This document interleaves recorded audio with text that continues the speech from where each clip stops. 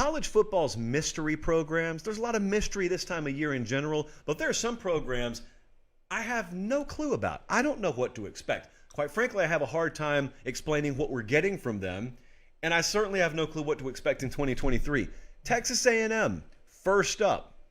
Does anyone have a system out there or a set of expectations where you think this team is going to win 9+ games this year, and it's rooted in logic? I'm not just saying, give me someone who is cheering for it. Well, of course everyone in Aggie Nation's cheering for it.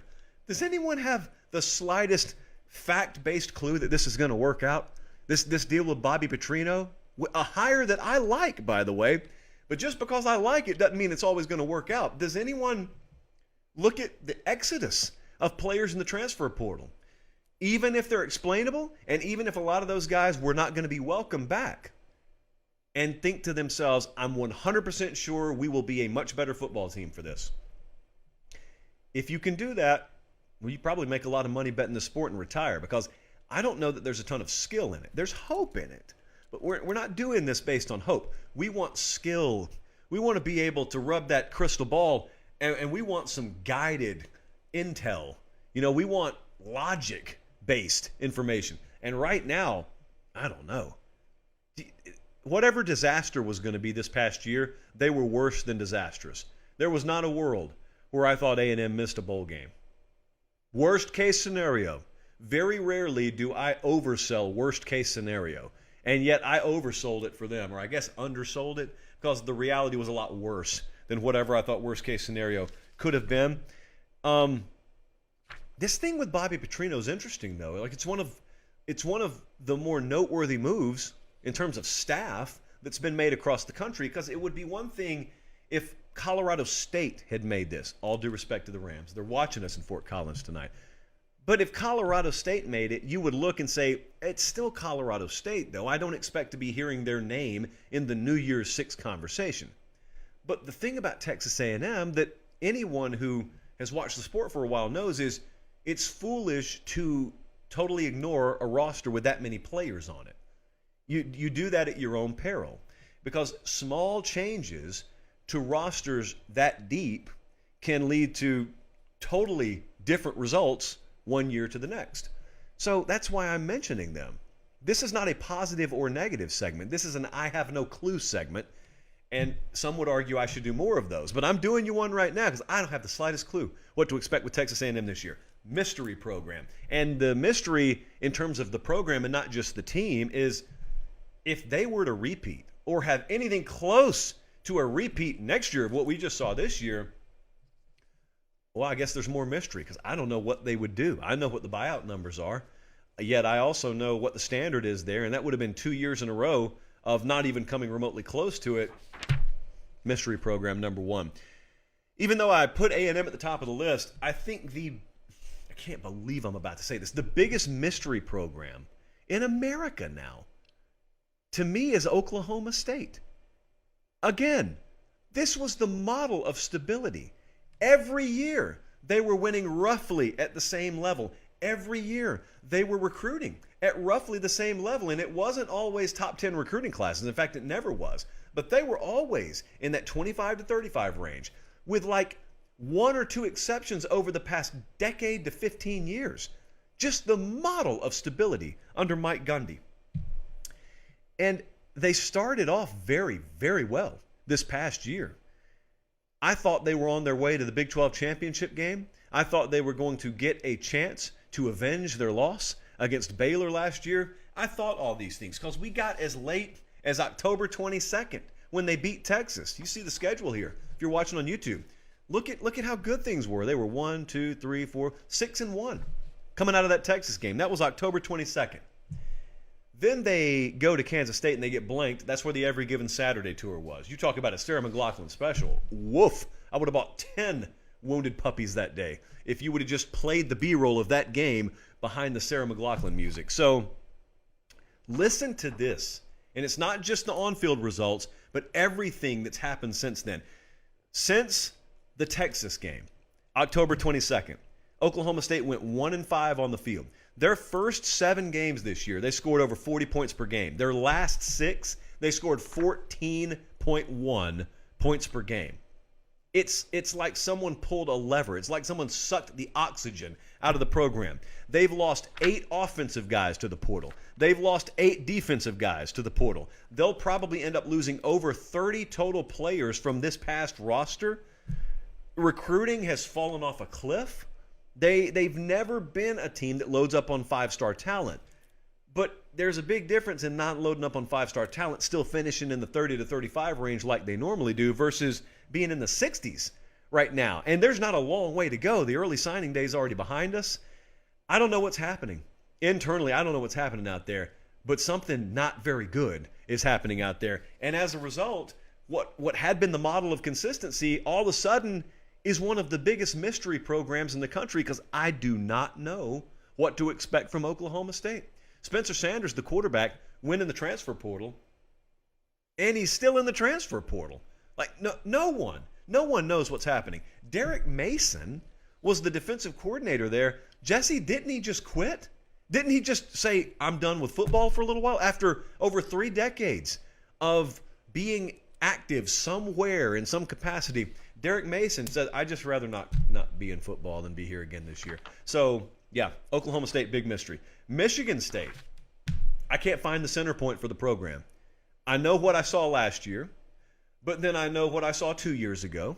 And then 3 years ago was the COVID year, which was also Mel Tucker's first year, so I didn't have any expectation that year. But you go 2-5 year one under Mel Tucker, 11-2 year two. That was last year. That was the big awakening in East Lansing. And then it gets followed up with 5-7.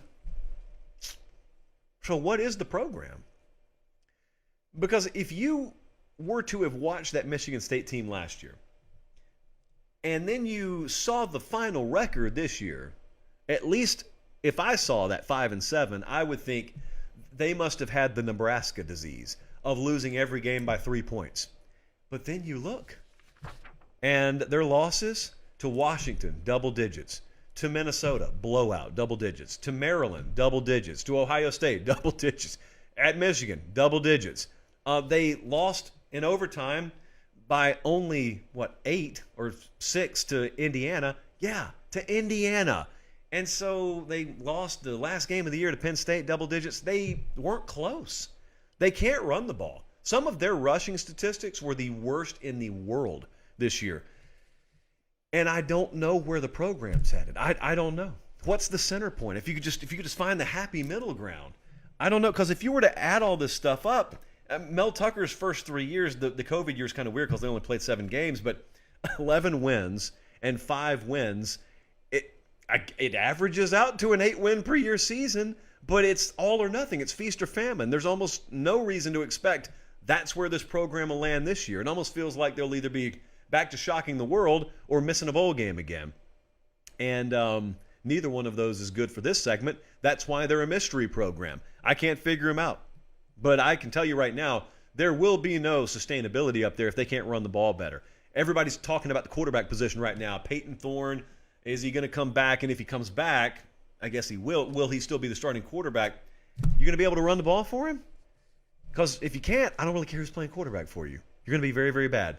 Very, very ineffective. Lastly, I want to talk about Florida for a second. Spoke about him at length on the show the other night. Talked about the Jaden Rashada NIL situation, which I guess is still not rectified, although it looks like maybe they could go fishing in the transfer portal for a player that more than fills that void. We'll see about that. But Jaden Rashada is still not a Florida Gator, and I don't know that he will be. But that's not what this segment's about. Florida's a mystery program to me, again, because they could end up just being great under Billy Napier. But it also could be that the bottom falls out, which is the definition of what lands you in this segment. So it's not positive or negative. It's just a big question mark. The reason I have them here is not because I don't believe in Napier. Quite the opposite. Fully believe in Billy Napier. I think he's a lot more cerebral than folks give him credit for. You know, you don't know unless you're around someone or unless you happen to, be inside the walls of the athletic complex. So it's not like I expect someone in Madison, Wisconsin to just have a great inside track on Billy Napier. That's fine. There is a kind of a misconception that, oh, he's just in above his head. I don't think he is. Or in over his head. I don't think he is.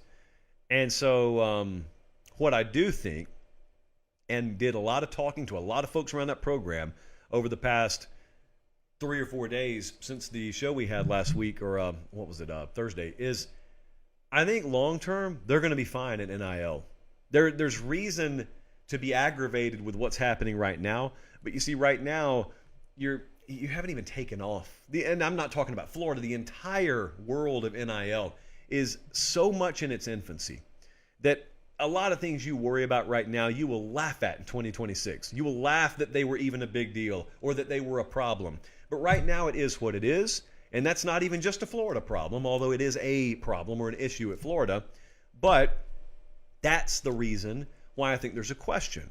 Like there are people down there doing a lot of work and a lot of pushing the ball forward positively right now, Billy Napier included, that I think it's laughable that anyone's been mad at that guy about NIL. Scott Strickland, same thing, man. I saw a lot of folks trying to throw mud on Scott Strickland. What's happening down there right now? It's not on Scott Strickland or Billy Napier. So they will always, AD and head coach will always shoulder a disproportionate amount of blame and probably get too much credit sometimes. But this specific thing, take it from someone who's done some digging. That ain't where the blame should be heaped. Save it for when they're actually at fault for something, not this thing right here. I think they're going to be okay in NIL. I think they're taking a more measured approach. I think long term, the approach that a program like Florida is taking will probably be more beneficial. But I know it doesn't feel that way right now. And I know it sounds like I'm speaking very vaguely. It's because I am, and because I don't want to give you a lot of details, because that's giving your word in exchange for getting some information. But I think it still qualifies Florida as a mystery program, because as much as I can feel warm and fuzzy about where things are ultimately headed, they're not there right now. So right now it's still very bumpy. And fact of the matter is you can't afford to go 6-7 again next year, or else no one cares about what it's going to be like 5 years down the road. Thanks for watching, guys. Don't leave yet. Don't leave yet. Make sure you like the video and please subscribe to the channel. Not just for me, that's how we keep this entire thing free.